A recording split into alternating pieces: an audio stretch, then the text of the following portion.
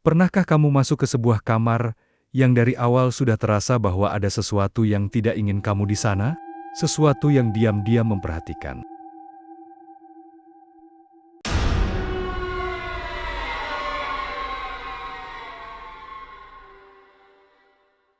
Arsip malam ini berkisah tentang pengalaman seorang mahasiswi bernama Maya.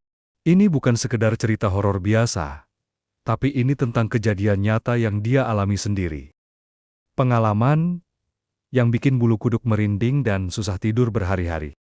Jadi, gini, sekitar 2 tahun lalu, Maya lagi nyari kosan baru, karena kosan yang lama udah terlalu berisik. Namanya juga anak kuliahan, pengennya fokus belajar, dan tak mau terganggu oleh suara berisik tetangga kos. Karena uangnya pas-pasan, maka Maya mencari kosan yang relatif murah. Akhirnya dia bertemu satu kosan di daerah pinggiran kota Malang. Daerahnya agak masuk ke dalam, jalannya juga sempit. Dari luar, kosannya biasa aja, bangunan tua gitu, catnya udah mulai ngelupas di sana-sini. Tapi kelihatan bersih dan terawat. Harganya juga lumayan murah, jauh di bawah harga kosan lain di daerah situ. Yang ada dalam pikiran Maya waktu itu. Wah, beruntung nih, bisa dapat kosan murah. Dan dia bertemu sama ibu kosnya, namanya Bu Ratih. Orangnya ramah dan senyumnya juga manis. Tapi, ada sesuatu yang aneh dari tatapannya, seperti menyimpan sesuatu. Selamat siang, Mbak. Cari kosan ya? Sapa Bu Ratih dengan ramah. Iya Bu, kebetulan lihat ada tulisan kosan di depan. Maya menjawab sambil tersenyum. Oh, silakan masuk, Mbak. Memang lagi ada kamar kosong. Kata Bu Ratih sambil mempersilakan Maya masuk ke dalam rumah. Dia bilang, kosan ini emang lagi sepi.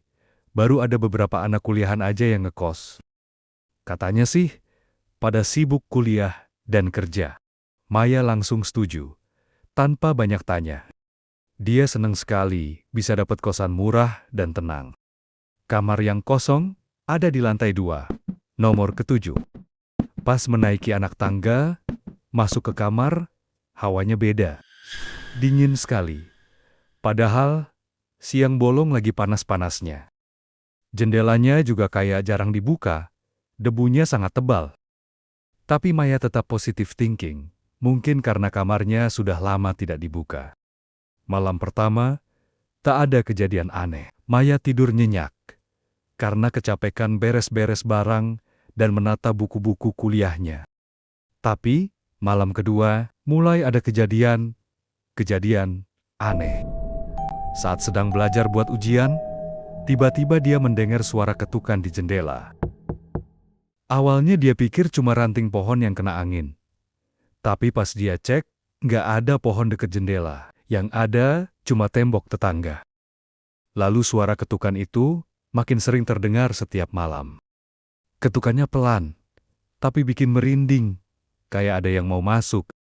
Tak hanya itu, Maya juga sering mendengar suara bisikan di kamar mandi. Seperti ada yang memanggil-manggil namanya, tapi suaranya lirih sekali, nyaris tak kedengeran.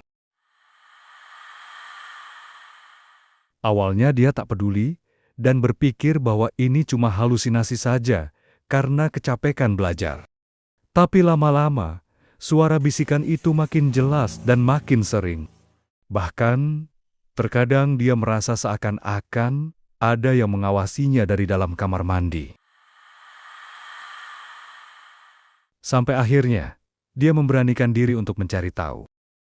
Suatu malam, pas lagi dengar suara bisikan itu, Maya langsung buka pintu kamar mandi dengan kasar. Kosong, tak ada siapa-siapa. Tapi, pas dia mau menutup pintu kembali, dia melihat bayangan di cermin. Bayangan seorang wanita, rambutnya panjang, sebagian menutupi wajahnya. Tapi Maya bisa melihat jelas matanya. Matanya merah menyala, menatap Maya dengan tatapan kosong. Maya langsung berteriak histeris, lalu lari keluar kamar. Maya lari ke kamar teman kosan. namanya Sarah. Sarah ini anaknya memang agak tomboy, tapi dia paling berani di antara anak-anak kosan yang lain. Maya menggedor pintu kamar Sarah. Sarah! Sarah! Sarah membuka pintu dengan wajah bingung. Ada apa sih? Maya, kok kayak dikejar setan gitu? Aku takut banget, Sarah. Di kamar mandi ada hantu. Hantu. Ah, kamu pasti kecapekan doang. Udah, tidur aja lagi. Enggak, Sarah. Aku serius. Aku ngeliat sendiri. Please. Ya udah deh, tapi awas ya kalau bohong. Maya lalu menceritakan semua yang dia alami sambil menangis sesungguhkan. Awalnya Sarah tak percaya. Dia pikir Maya cuma berhalusinasi atau sedang stres karena tugas kuliah. Tapi pas Maya maksa dan memperlihatkan bekas cakaran di tangannya, padahal Maya tak merasa dicakar. Akhirnya, Sarah mau menemani Maya kembali ke kamar. Ketika mereka masuk kamar, hawanya tetap dingin sekali, tapi tak ada suara atau bayangan aneh lagi. Sarah menyarankan Maya untuk bicara dengan Bu Ratih. Siapa tahu, Bu Ratih tahu sesuatu tentang kamar itu. Besoknya, dengan berat hati, Maya bicara dengan Bu Ratih. Bu, maaf ganggu. Saya mau tanya soal kamar nomor 7. Kenapa, Mbak? Ada masalah? Iya, Bu. Semalam saya ngeliat, hantu di kamar mandi. Bu Ratih cuma diam. Wajahnya pucat, tapi dia tak kaget sama sekali. Lalu dengan suara pelan, dia cerita. Ternyata, kamar nomor 7 itu memang angker. Dulu, ada seorang wanita muda yang ngekos di situ. Dia meninggal karena bunuh diri, gantung diri di kamar mandi. Katanya, dia sering muncul dan mengganggu orang yang ngekos di kamar itu, terutama yang cewek.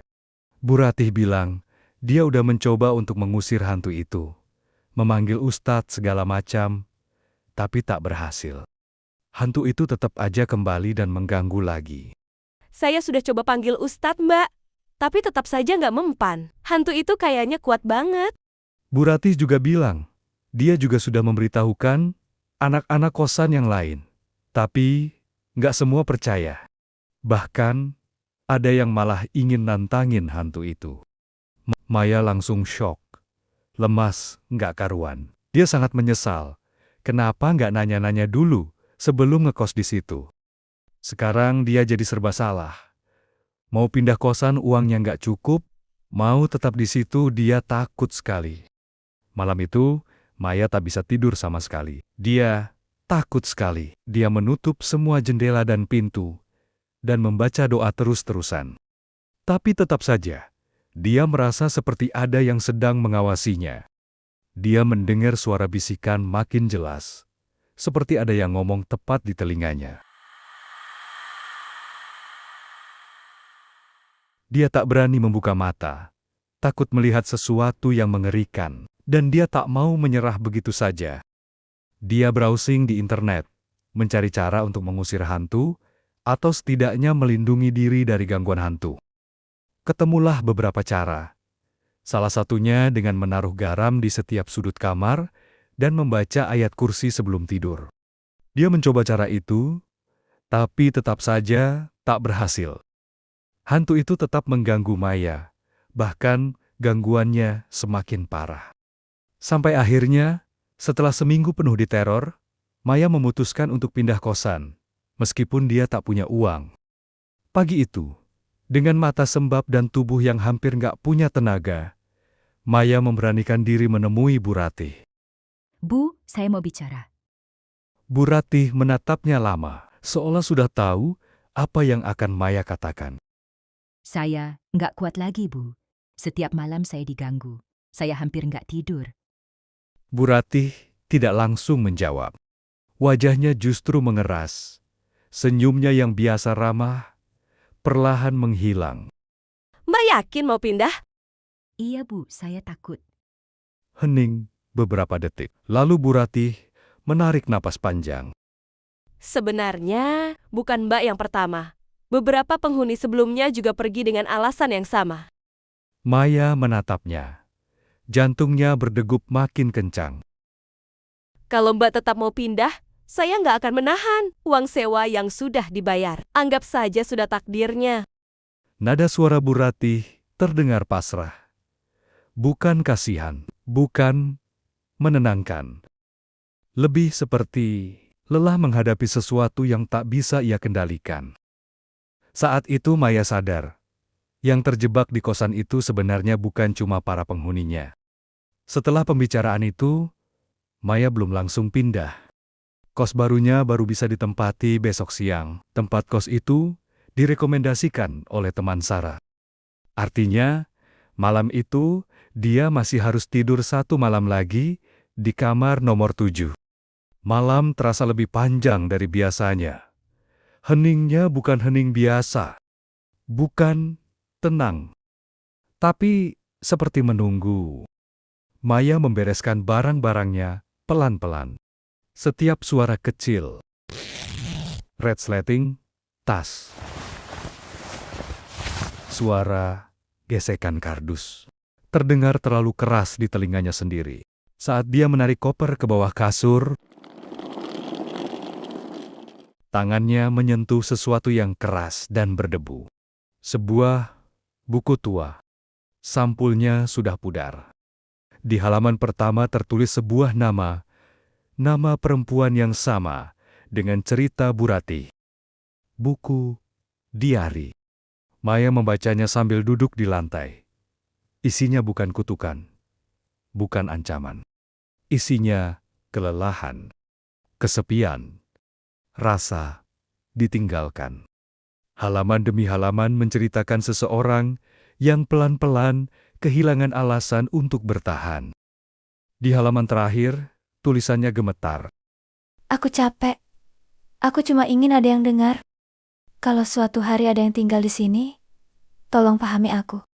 Maya menutup diari itu dengan tangan bergetar. Untuk pertama kalinya, dia tidak merasa takut. Yang dia rasakan justru sedih. Malam itu, Maya masuk ke kamar mandi. Berdiri di depan cermin yang selama ini menjadi sumber ketakutannya. Kali ini, dia tidak menantang, tidak membaca doa keras-keras. Dia hanya berbicara. Aku ngerti capeknya kamu. Aku juga pernah ngerasa sendirian. Maaf, kalau kehadiranku bikin kamu marah. Aku besok pindah, aku harap kamu bisa tenang.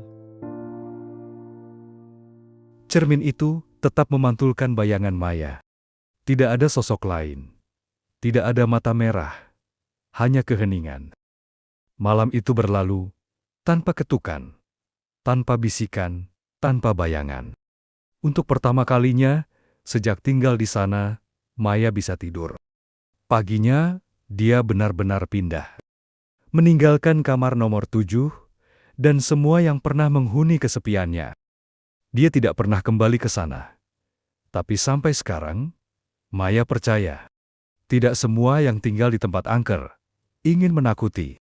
Sebagian hanya terlalu lama menyimpan luka. Sebagian hanya ingin didengar. Sebagian hanya ingin diakui pernah ada. Beberapa tempat menyimpan kenangan, dan kenangan yang terlalu menyakitkan. Kadang menolak untuk pergi. Kamar nomor 7 itu sekarang sudah kosong. Tidak ada yang mau menempatinya lagi. Bukan karena harganya mahal, tapi karena malam-malam di sana masih terlalu sunyi untuk dilupakan. Dan seperti biasa, kita tidak pernah tahu apakah yang paling berbahaya itu hantu yang menampakkan diri atau rasa sepi yang ditinggalkan manusia. Kalau kalian pernah punya pengalaman horor di kosan, rumah kontrakan, atau tempat yang kelihatannya biasa saja, tapi terasa berbeda, ceritakan di kolom komentar. Cerita kalian mungkin akan kami simpan, dan suatu malam nanti akan dibuka kembali di arsip horor malam. Sampai jumpa kapan-kapan.